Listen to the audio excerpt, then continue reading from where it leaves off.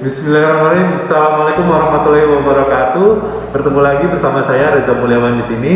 Hari ini kita akan membahas satu profesi yang telah diakui oleh pemerintah. Sebenarnya udah diakui dari dulu ya, cuman ini secara SK dari Permenpannya udah keluar nih ya. Dan ini sangat dinanti oleh banyak orang, terutama di kalangan dari profesi ini ya. Nah, apakah profesi itu? Ya, hari ini akan kita bahas. Judulnya adalah peluang karir sebagai fungsional Pranata Laboratorium Pendidikan. Bersama saya telah bergabung seorang fungsional Pranata Laboratorium Pendidikan dari Politeknik AK Bogor. Selamat datang Bu Elvi Wani. Ya. Alhamdulillah. Bagaimana kabarnya? Alhamdulillah sehat.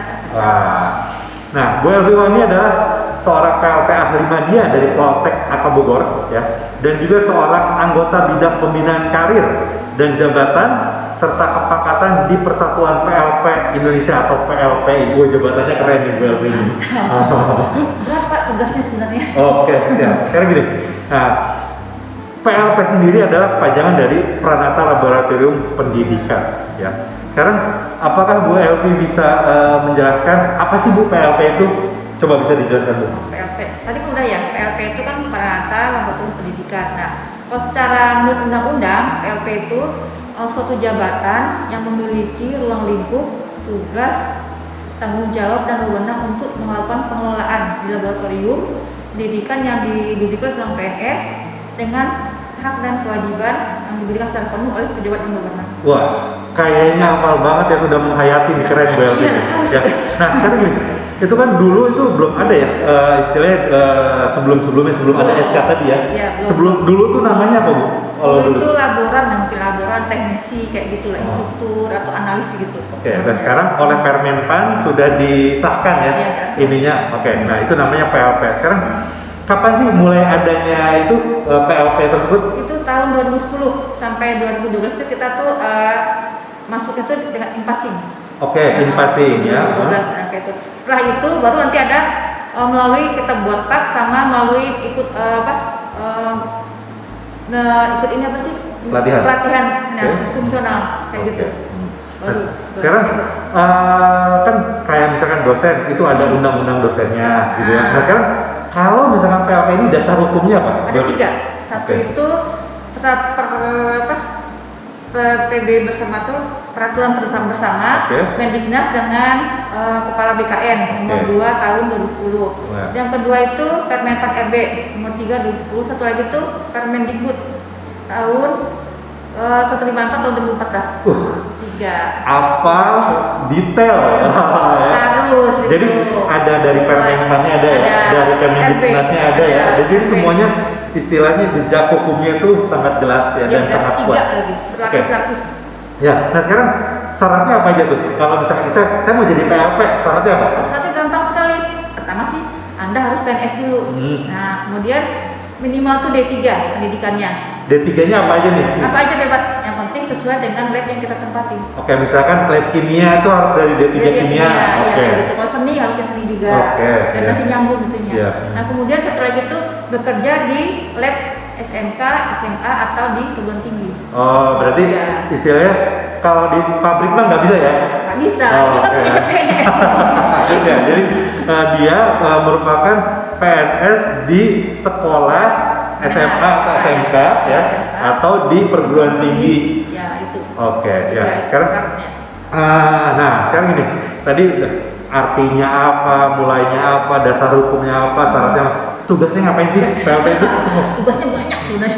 Tapi kita rangkum jadi 5 ya. Pertama itu merencanakan, yang kedua itu mengoperasikan, yang ketiga itu memelihara, yang keempat itu mengevaluasi, yang kelima itu mengembangkan. Oke, nih dari lima itu istilahnya ya, dari 5 itu yang paling menantang yang mana? Kalau menantang sebenarnya sih yang nomor mengoperasikan nomor 2 sama yang mengembangkan gitu. Oke, berarti mengoperasikan dan mengembangkan ya, terutama yang mengembangkan kali ya, karena dia istilah perubahan waktu ilmu itu nggak ada batas ya, istilah kayak contoh aja dulu tahun 70-an alat-alat AAS kayak gitu kan masih manual ya. Sekarang udah computerized semua, bahkan datanya itu udah nggak usah di print, langsung pakai data LIMS ya, Laboratory Integrated Messenger System. Waduh, itu keren banget. Artinya seorang PLP pun harus mengikuti perkembangan zaman. Oh harus, wajib itu. Nah sekarang gini, Ketinggalan. untuk tadi tuh cara pengoperasian, berarti PLP itu harus menguasai semua peralatan yang menjadi tanggung jawab ya. Iya. Apakah berikut dengan perbaikan? Kalau perbaikan sih tergantung. Kalau misalnya agak rumit, kita kan ada yang dari vendornya, nanti kita minta ke situ teknisinya dari alatnya. Kadang-kadang kan Oke. kita cuma yang itunya aja, nggak sampai ke detailnya kayak gitu. Ya, artinya tupoksinya Harus tetap ya. Ya harus tetap masuk. Tupoksinya tetap dia PLP adalah sebagai pengelola dari praktikum laboratorium di setempat, tapi mungkin hanya pada membaca, oh kayaknya ini alat ini rusak nih, ciri-cirinya misalkan biasanya absorbannya 0,1, kok ini tiba-tiba 0,05 gitu ya. Berarti Mereka kalau ini harus tahu kayak gitu. ya berarti lebih ke arah situnya ya. Tapi untuk memperbaiki istilahnya butuh kompetensi yang lain. Itu memori ya. Oke, Kayak sip gitu. sip ya. Nah sekarang ini, nah tadi kita udah berbicara tupoksinya. Apa sih yang dikelola di dalamnya itu? Lab itu terdiri dari 3 ya, metode, alat, dan bahan. Oke. Nah, kalau alat itu metode kan banyak ya, tergantung tadi kita penetapannya apa kan. Nah kalau alat itu ada 3 kategori, kategori 1, 2, dan 3. Oke. Nah kalau bahan itu ada bahan umum dan bahan khusus. Oke. Itu kita kelola. Oke. Nah sekarang contoh gini nih. Ini ada yang lagi rame ya, laboratorium untuk praktikum itu kan ada yang 1, 2, 3. Kalau yang 1 itu contohnya kayak gimana? Oh yang kategori ini alat. Ya kategori. Satu itu alat yang mudah dipakai. Contohnya. Contohnya itu seperti kalau saya kan lab kimia nih, Nah. saya pakai paling lagi takar, Oke. pipet, buret, yang kayak begitu, yang mudah digunakan. Yang mudah. Kalau di atas itu? Sedang sekitar neraca analitik biasanya. Oh, udah Yang mulai ada SOP-nya ya? Oke. Tapi SOP-nya masih nggak terlalu rumit, masih Oke. mudah lah, spektro gitu. Berarti kalau yang di atas itu kayak spektro yang harus nyalain ini optimasi, itu berarti tingkat tingkat 2, yang sedang lah. Yang sedang ya. Nah, yang di atas itu kayak Tiga. AAS, GC itu 3-3 ya. 3 itu kategori 3 itu ada kategori 3 namanya. Oke, sekarang itu dilihat dari alatnya. Tadi saya kalau nggak salah saya dengar ada yang namanya bahan. Ya, di bahan kita. Nah, kalau dilihat dari bahan gimana tuh? Bahan itu ada 2 ya, bahan khusus, bahan umum. Kalau bahan umum itu seperti ini yang tidak berbahaya, yang stabil. Terus Contohnya? penyimpanannya gampang juga. Seperti alkohol. Alkohol. Terus seperti gliserol kan nggak Oke. bahaya itu. Terus yang ethylene Oke. kayak gitu. Nah, kalau yang berbahayanya? Berbahayanya banyak sebenarnya itu. Contohnya? Yang korosif itu ada HCl, Oke. sulfat, pokoknya bahan Oh, berarti kimia. yang bersifat kayak mudah meledak Ya, atau korosif itu Ya, masuk bahan iritasi. berbahaya ya? Bahan berbahaya, bahan Nah, khusus itu. sekarang gini, Bu, ini benar gak Bu? Ini saya kadang-kadang suka ngeliat ya, di lemari asam atau ruang asam, itu suka dijadikan tempat penyimpanan bahan kimia. Itu benar gak sih Bu? Sebenarnya nggak boleh di situ. Oke, kenapa Bu? Karena ruang asam itu untuk kita mereaksikan sesuatu. Kalau di situ kita simpan bahan itu bisa bereaksi, itu bisa Nah, bahaya. jadi teman-teman dengerin ya, bahan kimia nggak boleh ditaruh di ruang asam. Itu harus ditaruh di tempat penyimpanan sendiri ya.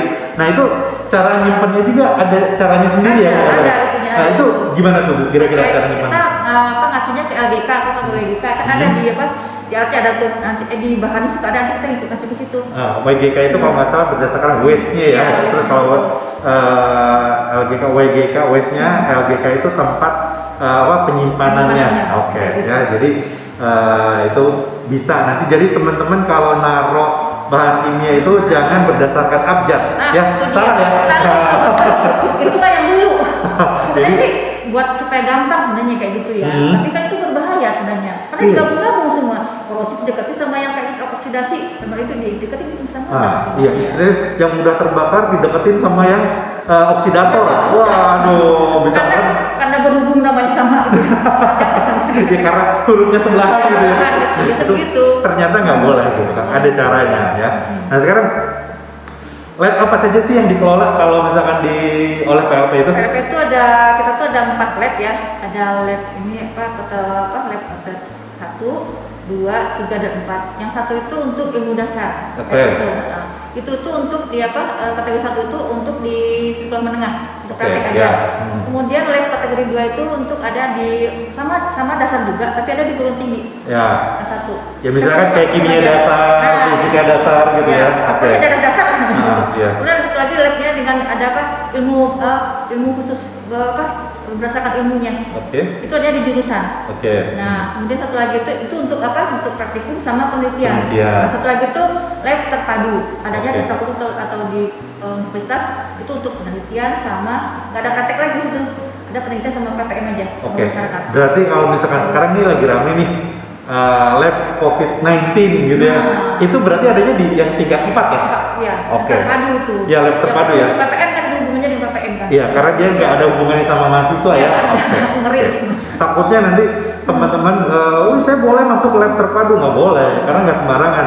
Apalagi yang namanya lab COVID-19 itu dia harus steril, nggak boleh ada dari orang-orang yang tidak berkepentingan. Ya. Nah sekarang, dari tadi kita ngobrolin tupoksi dan segala macam. Ini sekarang jenjang karirnya gimana sih di PLP itu? Kita sama ya kayak dosennya ada jenjang karir juga. Kita tuh ada dua ya. Kita tuh ada dua PLP itu ada dua terampil dengan ahli. Nah, terampil itu kita bagi 3. Itu ada pelaksana, terus pelaksana lanjutan atau mahir. Ada lagi satu lagi itu penyelia. Ahli itu ada ahli pertama, ahli muda, ahli media. Waduh, ini Bu Elvi ini berarti menghayati banget ya sampai 1, 2, 3, 4 gitu hafal semua. Ya karena apa? Itu berarti udah menghayati, udah menghayati, udah mencintai pekerjaannya. Harus itu mencintai. Oke, jadi teman-teman tuh contoh Bu Elvi ini ya. Jadi ketika kita mencintai pekerjaan, tetek bengek sampai detailnya apa? Oke.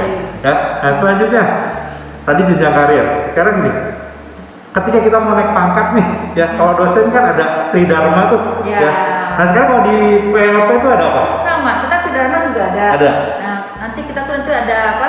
Kalau unsur-unsur itu ada unsur utama sama unsur penunjang. Unsur utama itu ada pendidikan, seperti ijazah, terus tingkat pelatihan yang 36 minimal 36 jam. Terus yang kedua itu kita pengelolaan lab. Pengelolaan lab yang tadi itu. Ya kegiatan-kegiatan ya, tadi. Yang tadi itu kan yang 5 biji itu. Satu lagi itu pengembangan profesi. Contohnya? Itu tuh kita membuat penelitian. Berarti sama ya kayak dosen. Berarti bisa kolaborasi nih antara dosen sama PLP kerjaan penelitian. Tapi kalau penelitian PLP itu ingat PLP itu harus yang berhubungan pengembangan laboratorium. Oke. Berarti contohnya pengembangan metode bisa. Validasi metode bisa. Kayak gitu boleh. Iya. Kayak gitu boleh kita kolaborasi sama si dosen boleh. Oke. Waduh. Jadi ini buat teman-teman, jadi buat teman-teman dosen, teman-teman PLP kalau misalkan bersinergi bisa nih, ya. Justru kita PLP dilibatkan di penelitian karena kita yang mengurusi persiapan alatnya. Dan kita lebih tahu di lapangan seperti apa. Iya kan. Kondisinya gitu loh. Nah sekarang gini. Oke, tadi ada penelitian. Nah sekarang kalau dosen juga ada PPM. Tadi saya dengar juga ada PPM. Ada PPM. PPM-nya ngapain tuh? PPM-nya kita itu di PLP. PLP itu PPM itu sama dengan dosen. Kita tuh yang menyiapkan alatnya. Kita bergabung sama dosen sama PPM-nya itu. Kita menyiapkan alat. Terus kita yang misalnya kalau ada ada yang dioperasikan, yang proses itu PLP. Dosen. Kayak kemarin penyuluhan gitu. Bisa ya? Bisa ikut kita itu PPM-nya. Gitu. Nah sekarang dari tadi kita ngobrolin tupoksinya dan kayaknya kalau didengerin tadi ini kan bekerja dengan bahan kimia dan segala macam. Tunjangannya ada nggak? Harus ada. ini yang jadi ini ya. Ini karena sensitif nih, namanya tunjangan dosen aja ada jenjang. Nah saya kalau di PLP adakah tunjangannya dan berjenjang kayak gimana? Berjenjang itu dari yang tadi itu yang tadi kan ada terampil, ahli, nanti beda-beda tunjangannya. Saya nggak enak di sini nggak etis ya. Tapi ada tunjangannya ada. Dia bertahap ya. Misalnya yang dari mulai tadi madya sampai ahli itu dia ada kenaikan lah ya. Beda. Misalnya saya dari pertama nih. PLP pertama nih, ahli pertama beda. Nanti naik lagi saya ke muda naik lagi, ada lagi tunjangannya. Oke, istilahnya mah pokoknya ada ketika kita naik pangkat ada yang kita kejar. Dan ada rewardnya buat kita. Oke. Nah, ketika ibu sudah berapa tahun jadi PLP di apa? Saya PLP itu diangkat 2014. 2014 berarti sekarang 7 tahun. Ibu udah tadi ahli madya. Ahli madya 4A. 4A ya. Oke, ahli media 4A. Itu kalau nggak salah di dosen itu bisa sampai 4E profesor. Kalau di PLP? PLP itu kita baru sampai media. Sekarang ini sedang diusahakan kita mau jadi ke utama biar nanti masuk ke 4B, 4C. Oke. Jadi 4C, istilahnya 4C. PLPI tadi sedang mengusahakan itu ya? Iya, PPLPI itu loh. Ya, Organisasi oke. itu sedang berusaha PPLPI itu. Jadi utama. teman-teman PLP di luar sana, PLPI sedang bekerja keras untuk mewujudkan jadi keinginan dari utama. teman-teman PLPI Ya. gitu ya. Jadi utama kita. buat yang lain yang mau jadi PLP ternyata sangat menjanjikan ya. Dan ada banyak yang bisa dikerjakan. Banyak sekali kerjaannya. Ya, istilahnya kita berkolaborasi dengan dosen, berkolaborasi dengan masyarakat ya. Itu bisa sangat bisa ya untuk dikerjakan bersama gitu ya. Nah, terakhir BLP untuk ini, ada nggak pesan buat teman-teman di sana? Pesan saya sih kalau yang PLP itu selama ini orang anggapnya PLP itu cuma di lab aja gitu ya. Sebenarnya kita tuh tugasnya banyak sebenarnya. Terus kita bisa juga berkolaborasi dengan dosen, dengan penelitian, atau dengan pengabdi masyarakat. Kalau tidak melalui PLP kita nggak ada KPM kita. Oke. Nggak ada PLP jadi bisa kita pengabdi masyarakat. Istilahnya PLP bisa. Iya. Ya, oke. Jadi bisa. Terima kasih Bu Elvi atas waktunya. Jadi buat teman-teman siapapun bisa jadi PLP ya. Tadi nih selanjutnya kita nanti di kesempatan yang lain kita akan bahas tema-tema yang lain. Terima kasih Bu Elvi atas waktunya. Wabillahi taufiq wal hidayah. Wassalamualaikum warahmatullahi wabarakatuh. Waalaikumsalam.